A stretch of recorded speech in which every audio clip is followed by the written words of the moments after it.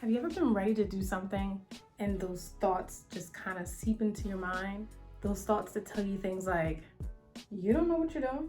Oh girl, you're just lucky. You're a fraud. It actually has a name and it's called Imposter Syndrome. And that's what we're going to talk about in this video today. Stay tuned.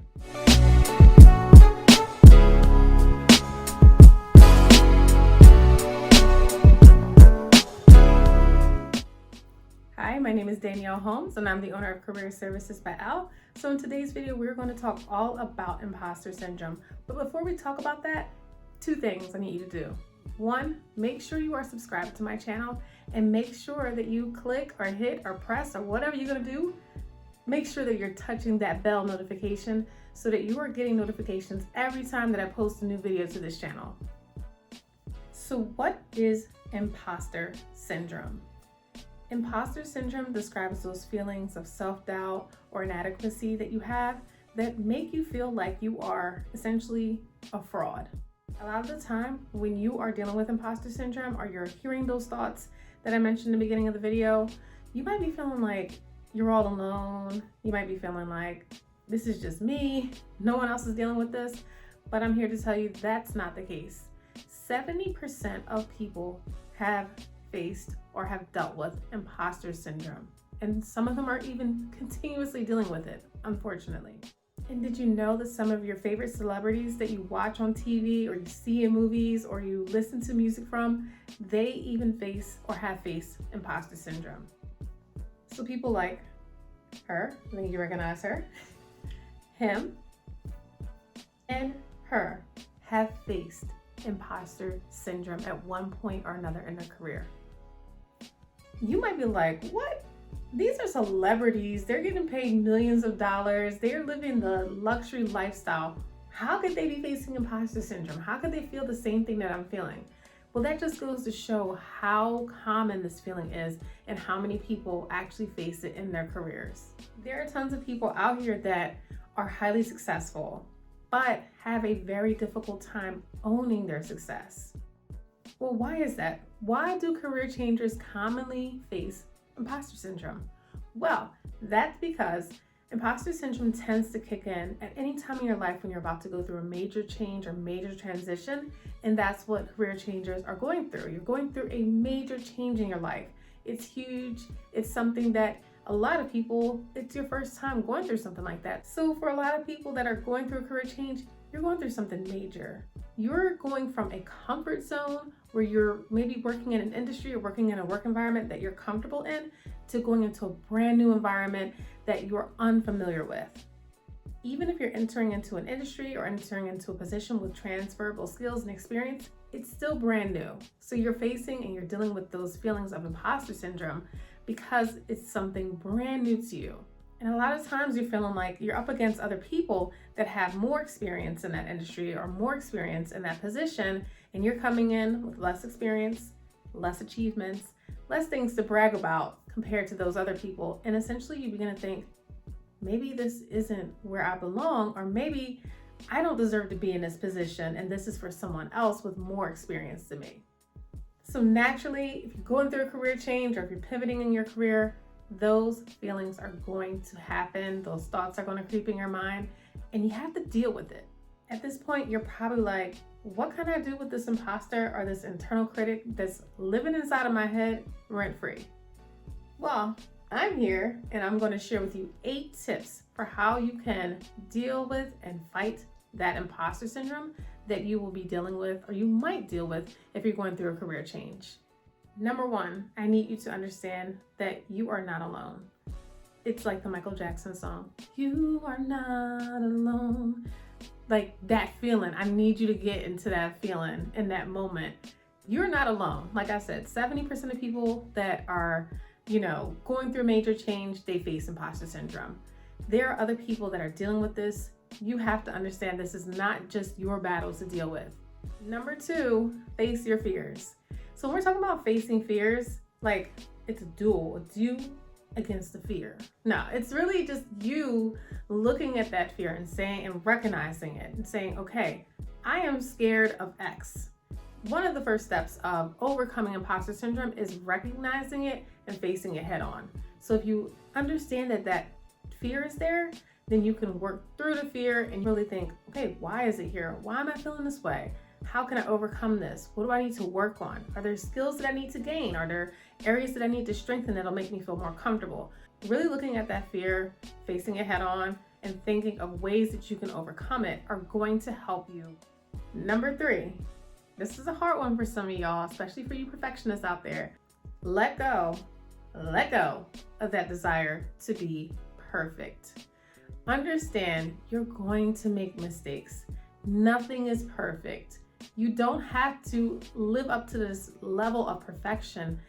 All it's going to do is cripple you and stop you from going after your goals, because you're going to feel like if you can't do it perfectly, or if you don't have the perfect plan in place, or if you don't have, all the perfect things that are going to help you reach your goal, then you're never going to get there. And that's not the case. You have to start somewhere. You're going to make mistakes. You're going to go through trial and error to get there. So you have to let go, like Elsa in Frozen, let it go. Number 4, identify your unique strengths, talents, and skills.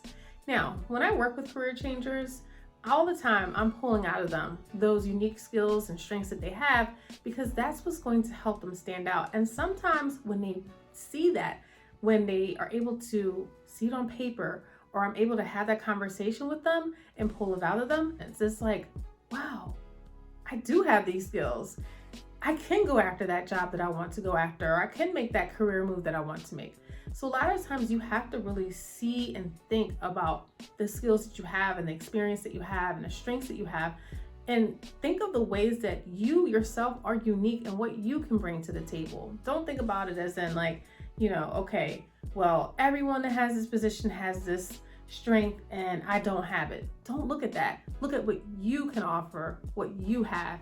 And once you do that, that's going to help you overcome imposter syndrome.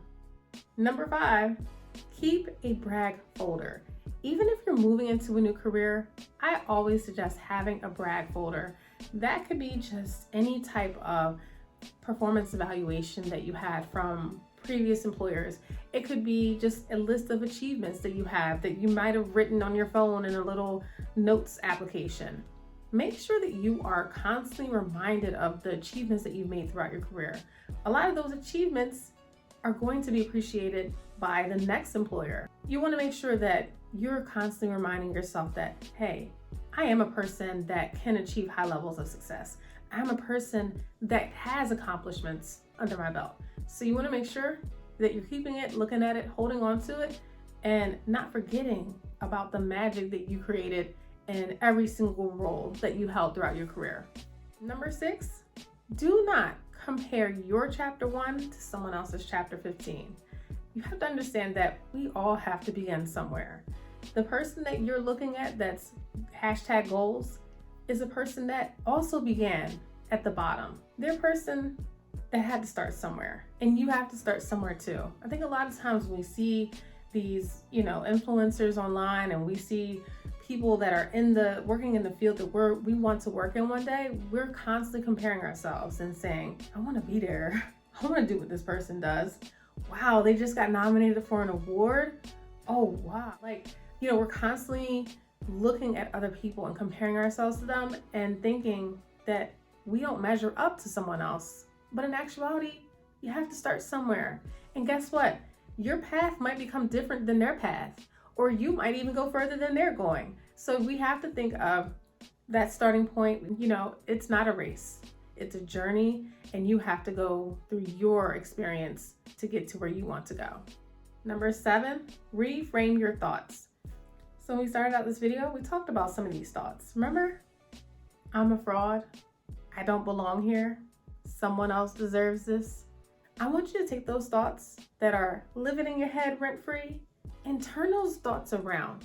When you hear those thoughts start to creep into your mind, think the other way. So you want to turn those negative thoughts into positive ones. Instead of saying, I don't deserve this, say, I do deserve this.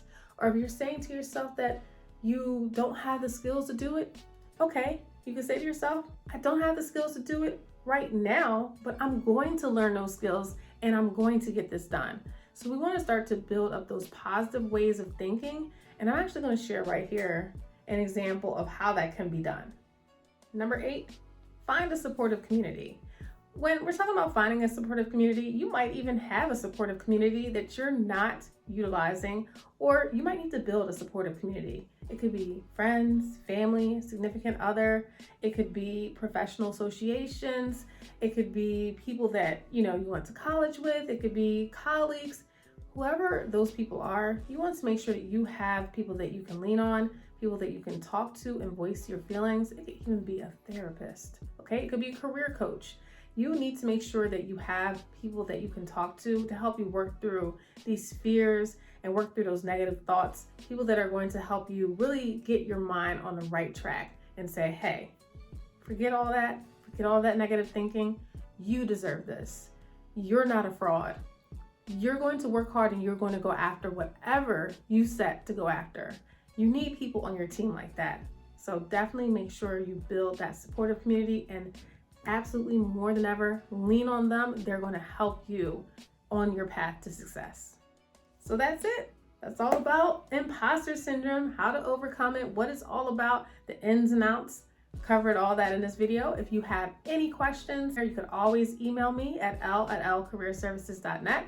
Make sure you visit my website. I am a professional resume writer, and I do specialize in working with career changers, helping them go after their dream jobs. So you can check out my website at www.ellecareerservices.net. As always, pleasure filming this video for you all, and I look forward to seeing you all soon. Bye.